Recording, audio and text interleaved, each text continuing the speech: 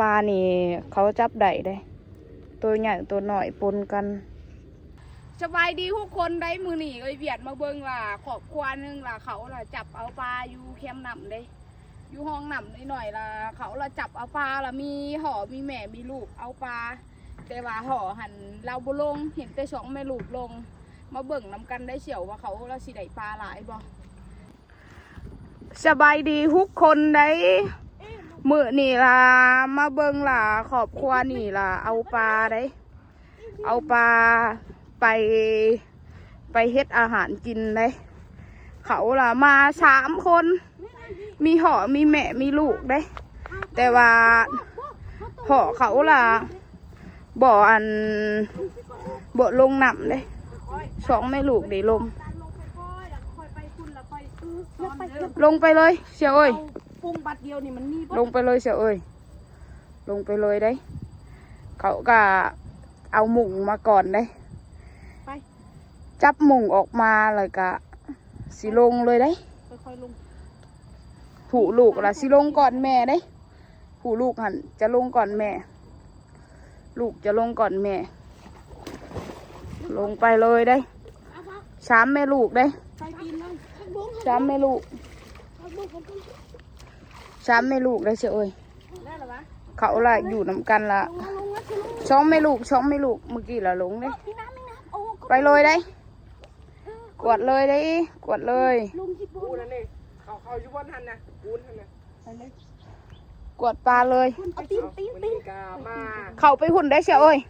เขาไปนางหุ่นได้มีได้สอนปลาเนาะอยู่ให้อยู่นาคือเจ้าเดี๋ยวเขาสอนปลาเลยมาเด้อมื้อนี้น่ะในเขาสอนเอาปลาไปคักแหงเลยใจตั้งใจเด้อเวียดก็เห็นเขาสอนเอาปลาลูกชายกับเมียเนาะลงสอนเนาะสอนเอาปลาได้หัวเราล่ะอยู่นี่ได้หัวเราอยู่ถึงขาเบิ่งมันรุ่นน้ำกันว่า3 แม่ลูกได้มาเอาปลามาจับปลาสุดเลย ยังบ่ได้เชียวเอ้ยมาทางนี้กวดไปจำหุ่นเลยเชียวเอ้ยโอ้หลายขึ้นก่อนเชียวเอ้ยโอ้เชียวมีเฉยได้เฉยโอ้เชียวเอ้ยได้ไรจับดีๆเมียเจ้าคืองามแท้ได้ไรได้เชียวเอ้ยได้อยู่ได้เอาไปไหวก่อนไว้เชียวเอ้ยแล้วจึงมาสอนมาได้ปลาโขงนะเอามาคุกมาเลยเอามาอย่าเฝ้าเอ้ยสิเฮ็ดให้มันนี่ล่ะคนลาวล่ะเอาปลาแบบนี้ได้เอาปลาแบบนี้ไปกินเลยได้นี่ได้เขาล่ะกวดเอาปลาเอาหมุงล่ะมากวดเอาปลาไปเลยได้กวดเอาปลาไปเลยเฝ้าเธอเอ้ยก่อนแม่กวดเอาปลาได้กวดหลายๆได้กวดเอาปลาอยู่แคมป์นำเลยแคมป์นำของนาชาวบ้านเลยนาคนอื่นเลยนี่ละนาคนอื่นแคมป์นำอยู่ป่าเชียวเอ้ยได้อยู่ได้เชียวเอ้ยนี่กวด1 เทื่อได้กวดเทื่อนึงได้กวดเทื่อนึงได้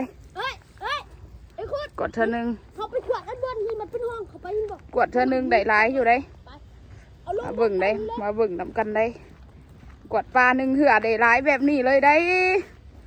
กวดปลา1 เทื่อได้หลายหน่อยนึงได้เจ้าคนงามเลยเมียเจ้างาม2 3ผัวเมียนี่เอาปลา3 แม่ลูกนี่เอาปลาได้เบิ่ง3 แม่ลูกนี่จับปลากวด1 เทื่อได้ออกไปก่อนเชียวเอ้ยได้อยู่บ่เชียวเอ้ยปลาสูพัวน่ะคนเตี้ยมันบอกแล้วให้เมียอยู่บนลึกเขากวดเอาปลาเมียละวายน้ำเป็นเนาะกวดเอาปลาดินี่ปลาโถปลาหน่อยได้ปลาหน่อยได้เชียวเอ้ยปลาหน่อยปลาใหญ่เขาก็ได้ได้เขากวดได้มาเบิ่งปลาที่เขาจับได้ได้นี่คือปลาที่เขาจับได้ปลานี่เขาจับได้ได้ตัวใหญ่ตัวหน่อยปนกันป โหว่าเขาจะเอาไปเฮ็ดหยังกินในปลาแบบนี้ เบิ่งบรรยากาศเขาจับปลากันเลยได้ เขาจับปลานี่ละแคมนำได้แคมนำหวยเขาจับนี่ได้3 แม่ลูกมีห่อมีแม่ แบบอันนั้น เขาไปจับปลา ก่อนสดๆบีบมะนาวใส่เกิดปนใส่ นี่ได้เขาละจับป ข้าว ลา ครัวใส่คลุกเข้าแซ่บได้แต่ ไปลงไปเอาอีกได้เชียวเอ้ย ลวกชิกินปลาซิวเซน